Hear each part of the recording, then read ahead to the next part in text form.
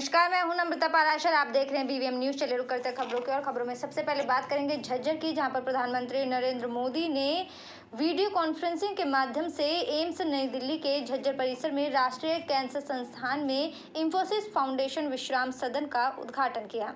कार्यक्रम को संबोधित करते हुए प्रधानमंत्री नरेंद्र मोदी ने टिप्पणी की है कि आज एक ऐतिहासिक दिन है, क्योंकि भारत ने 100 करोड़ वैक्सीन खुराक का आंकड़ा पार कर लिया है। 100 वर्षों में सबसे बड़ी महामारी का मुकाबला करने के लिए देश के पास अब 100 करोड़ वैक्सीन खुराक का एक मजबूत सुरक्षा कवच है। ये उपलब्धि भारत और उसके नागरिकों की है। प्रधानमंत्री ने जोर दिया कि साथ ही उन्होंने कहा कि वैक्सीनेशन निर्माण कंपनी, वैक्सीनेशन परिवहन में लगे श्रमिकों, वैक्सीन विकास में लगे स्वास्थ्य क्षेत्र के पेशेवरों के प्रति आभार व्यक्त किया। प्रधानमंत्री ने कहा कि एम्स झज्जर में कैंसर के इलाज के लिए आने वाले मरीजों को बड़ी उपलब्धि मिली है और बड़ी सुविधा मिली है।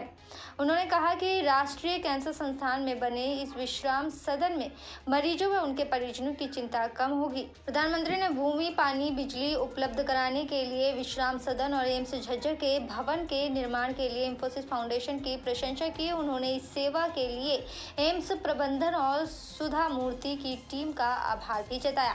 प्रधानमंत्री ने कहा कि आयुष्मान भारत योजना के तहत जब मरीज का मुफ्त इलाज होता है तो सेवा का कार्य पूरा होता है।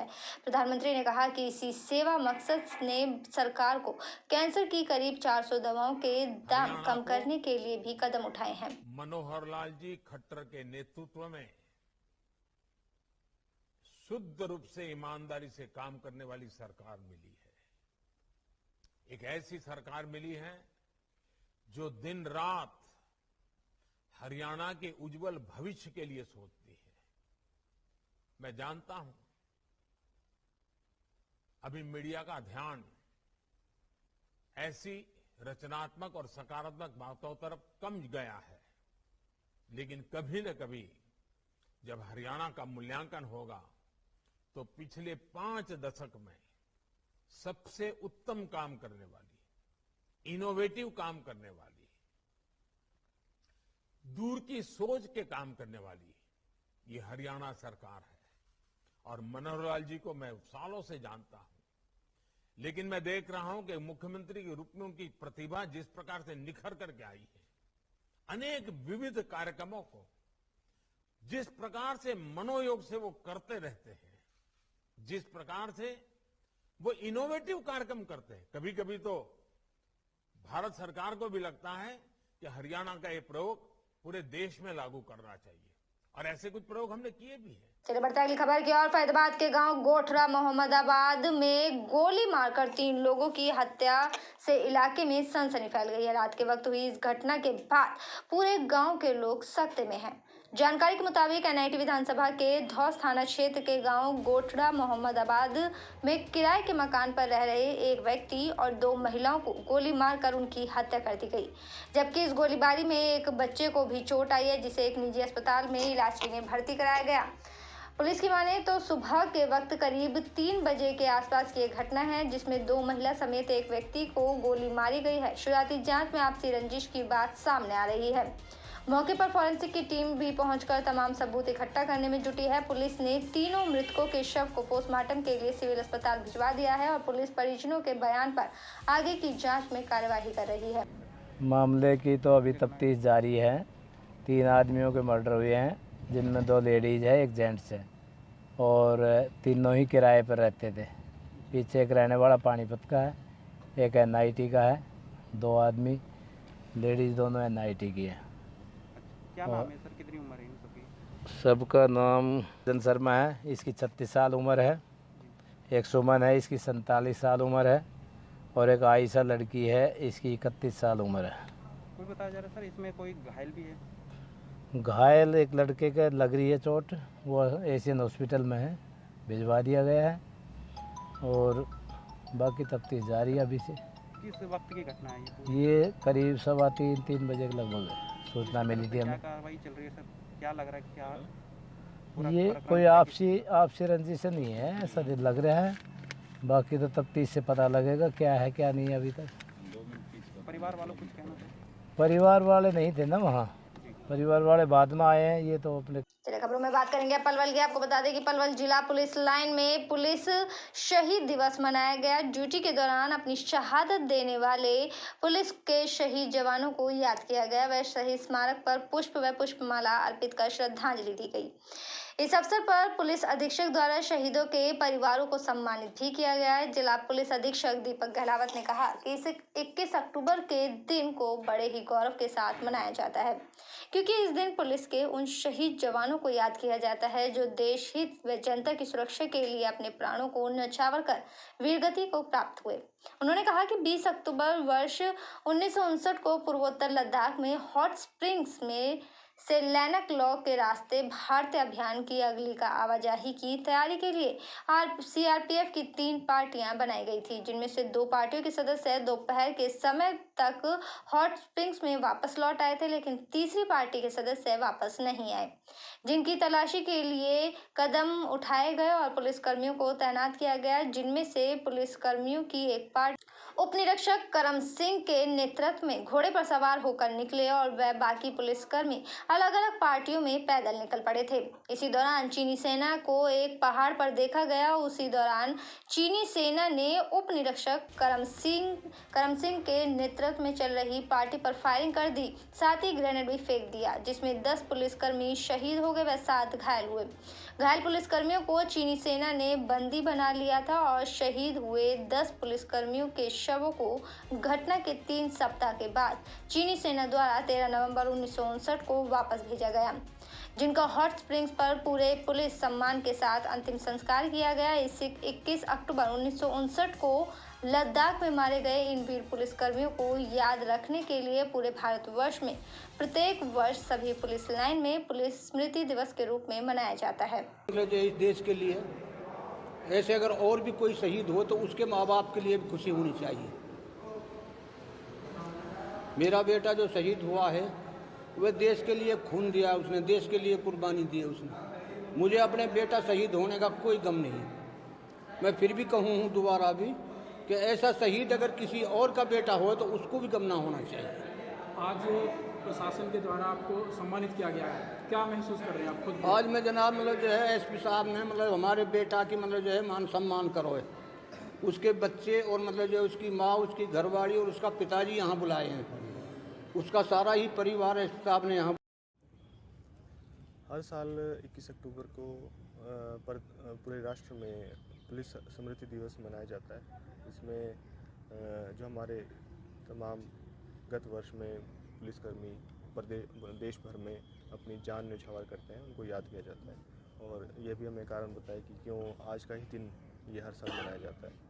तो इसी उपलक्ष्य में हमने यहाँ पे ये अपना दिवस मनाया। और जो हमारे पलवल के जो 3 बहादुर जवानों ने अलग अलग समय पर अपनी जान न्यौछावर की थी, उनको याद किया गया और उनके परिवारों को यहाँ बुला के छोटी सी भेंट दी गई, जिससे हमारा एक हर साल ये प्यार बना रहे। और ये एक परिवार ही है जो हमारे परिजन हैं उनके और पुलिस परिवार के हिस्सा हैं। चलिए खबरों में बात करेंगे पलवल की। आपको बता दें कि ससुराल जन की दहेज की मांग से परेशान होकर एक विवाहिता ने खुद की जीवन लीला को समाप्त कर लिया। बता दें कि पलवल में ससुराल जनों की दहेज की मांग से परेशान होकर एक महिला ने जहर खाकर अपनी जीवन लीला को समाप्त कर लिया। शहर थाना पुलिस ने मृतका के भाई की शिकायत पर ससुराल पक्ष के 5 नामजद आरोपियों के खिलाफ दहेज उत्पीड़न व आत्महत्या के लिए विवश करने का मामला दर्ज कर जाँच शुरू कर दी है। सभी आरोपी फिलहाल पुलिस की गिरफ्त से बाहर हैं। पलवल की शिव कॉलोनी निवासी रवि ने शिकायत दर्ज कराई कि उन्होंने अपनी बहन निशा और नीतू की शादी पातली गेट पलवल निवासी दीपक के साथ गत 7 दिसंबर 2007 को की थी। शादी में यथासंभव दान दहेज भी दिया गया, लेकिन निशा के ससुराल पक्ष के लोग उस दहेज से संतुष्ट नहीं हुए और शादी के बाद से ही दहेज में तरह तरह की मांग कर उसे प्रताड़ित करने लगे, जिसको कई बार पंचायती तौर पर भी समझाया गया, लेकिन निशा के ससुराल पक्ष के लोग अपनी आदतों से बाज नहीं आए। 20 अक्टूबर की देर रात उसके पास फोन आया कि निशा की तबीयत खराब हो गई है और वो बल्लभगढ़ स्थित निजी अस्पताल में दाखिल है, जिस पर निशा के परिवार वाले सदस्य मौके पर पहुंचे तो निशा मृत पाई गई। पीड़ित ने शिकायत में आरोप लगाया है कि निशा को उसके पति, सास, ससुर, देवर व पिंकी ने आत्महत्या करने के लिए मजबूर किया है। भवनकुंज चौकी इंचार्ज एसआई विनोद कुमार ने बताया कि पीड़ित की शिकायत के आधार पर आरोपियों के खिलाफ मामला दर्ज कर जांच शुरू कर दी है। लड़की बीमार हो गई, उसको हमारे घर छोड़ के फिर आधी रात को 2 बजे आगे शराब पी के घर के बाहर हंगामा करके लड़की के साथ मार पिटाई करी है। उसकी कंप्लेंट दी थी हमने। कंप्लेंट देने के बाद फिर राजीनामा करा लिया, रिश्तेदारों के साथ आके फिर ले गए। अब कल उनको जहर दे के मार दिया है जी। कहाँ के है आप? कहाँ के रहने वाले हैं? मेरा घर तो सरस्वती कॉलेज के पास है और ये पातली गेट में रहती है। शिवबिहार। लड़की का नाम क्या है? लड़की का नाम निशा नीतू। उम्र कितनी है? 29-30 के आसपास। बच्चे कितने हैं इनके? एक बेटी एक बेटा। क्या कहता है लड़का? किस बात को लेकर विवाद कर रहा है? दहेज की मांग जी। हमने मेरे पिताजी लकड़ी का काम करते थे, औकात नहीं थी जी, कर्जा लेके शादी करी थी, बाइक दी थी CVZ और कैश दिया था। इसकी माँ की क्लियर वेटिंग और इसकी लड़की उसकी। ये निशा वाइफ ऑफ दीपक है। ये 10-12 साल से इसकी शादीशुदा है, 2 बच्चे इसके ससुराल पक्ष इसको तंग करता था और कल उसने जहर खा के अपनी जीवन लीला समाप्त कर ली। उसको तंग करते थे उसके परिवार वाले आरोप लगा रहे हैं कि ससुराल वालों ने लड़की को जहर दिया। हाँ, वो जहर दिया, उन्होंने खुद लिया, बात एक ये तंग करते थे मतलब उसको। तो इस संदर्भ में क्या कार्रवाई की जाएगी? इसमें मुकदमा दर्ज कर दिया है, FIR लॉन्च हो चुकी है। अभी पोस्टमार्टम कराएंगे, पोस्टमार्टम के बाद जल्दी से जल्दी इनको मामला इसमें 498A 306 34 IPC। चलिए बढ़ते अगली खबर की और आपको बता दें कि देश में शहीद पुलिस जवानों को श्रद्धांजलि देने के लिए 21 अक्टूबर को पूरे देश में पुलिस स्मृति दिवस मनाया गया है। इसी कड़ी में बरनाला रोड लाइन पर एक श्रद्धांजलि समारोह कार्यक्रम का आयोजन किया गया। समारोह में पुलिस अधीक्षक अर्पित जैन सहित सभी उपस्थित पुलिस अधिकारी व कर्मचारियों ने पुष्प अर्पित कर शहीद पुलिस कर्मियों को श्रद्धांजलि अर्पित की। इस अवसर पर सिरसा जिला के शहीद हुए पुलिस के जवानों के परिजनों को भी सम्मानित किया गया। इस अवसर पर पुलिस अधीक्षक अर्पित जैन ने कहा कि ये दिन पुलिस के लिए यादगार का दिन है।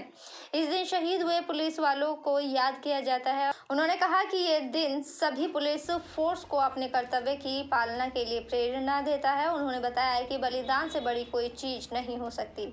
आज सभी पुलिस कर्मियों को प्रण लेना चाहिए कि जिस राह पर चलकर शहीदों ने समाज व देश के लिए अपना बलिदान दिया, उसी राह पर चलते हुए अपना भी कर्तव्य निभाएंगे। पुलिस अधीक्षक डॉक्टर अर्पित जैन ने मीडिया से बातचीत करते हुए कहा कि हमारे जितने भी पुलिस के जवान, पैरामिलिट्री फोर्स के जवान, जिन लोगों ने देश के लिए अपनी जान की परवाह किए बगैर देश के लिए शहादत दी, आज हम उन्हें याद करके उनके परिवारों को सम्मानित कर रहे हैं।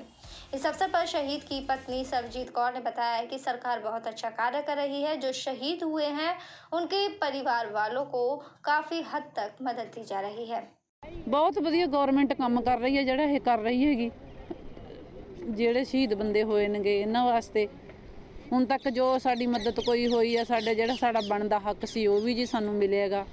ਪਰ ਹੁਣ ਸਾਡੀ ਇਹੀ ਖੱਟਰ ਸਾਹਿਬ ਮੂਹਰੇ ਤੇ ਇਹ ਸਰਕਾਰ ਮੂਹਰੇ ਬੇਨਤੀ ਹੈ ਵੀ ਅੱਜ ਸਾਡੇ ਬੱਚੇ ਹੋ ਗਏ, ਸਾਡੇ ਬੱਚਿਆਂ ਨੂੰ ਸਰਕਾਰੀ ਰੋਟੀਆਂ ਦਿੱਤੀਆਂ ਜਾਣ, ਬੱਚੇ ਰੱਖੇ ਜਾਣ। ਜੋ ਸਾਡੇ ਕਸ਼ਟ ਤੇ ਉਹ ਅਸੀਂ ਕੱਟ ਲਏ, ਕੱਟੀ ਜਾਂਦੇ ਆ ਤੇ ਕੱਟ ਵੀ ਲਏ। ਇੱਕ ਬੱਚਾ ਮੇਰਾ ਮੈਟਲ ਹੈ ਖੁਸ਼ਪ੍ਰੀਤ, ਇੱਕ ਬੱਚਾ ਛੋਟਾ ਲਵਪ੍ਰੀਤ ਹੈ। ਇਹ ਸਹੀ ਹੈ। ਇਹਦੇ ਵਾਸਤੇ ਮੈਂ ਬਸ ਇਹੀ ਗਵਰਨਮੈਂਟ ਮੂਹਰੇ ਬੇਨਤੀ ਕਰਦੀ ਹਾਂ, ਆਪਣੀ ਸਰਕਾਰ ਮੂਹਰੇ भी मेरा बच्चा आज रखा जाए। ऑफिसर्स को ये भी बोला है कि हमारे थाना क्षेत्र में जितने भी ऐसे लोग हैं, चाहे वो आर्मी में हैं, चाहे पैरामिलिट्री में हैं या पुलिस में हैं, जो अन्य ज़िलों में भी पोस्टेड हैं या किसी अन्य प्रदेश में हैं, हम सबको उनके परिवारों का एक डाटाबेस बनाना चाहिए और उनसे समय समय पर मिलते रहना चाहिए ताकि उनको परिवार के प्रति कोई भी चिंता ना रहे। साथ ही जिन्होंने शहादत दिया है उनके परिवार हैं, उनसे हम लोगों को मिलते जुलते रहना चाहिए, उनको हमेशा स्मरण में रखना चाहिए। और हम आगे कोशिश करेंगे कि उन पे हम लोग और पुस्तकें लिखें, अपनी लाइब्रेरी में दें ताकि बच्चे भी उन्होंने जो वीरतापूर्वक कार्य किया है उसको जान पाएँ।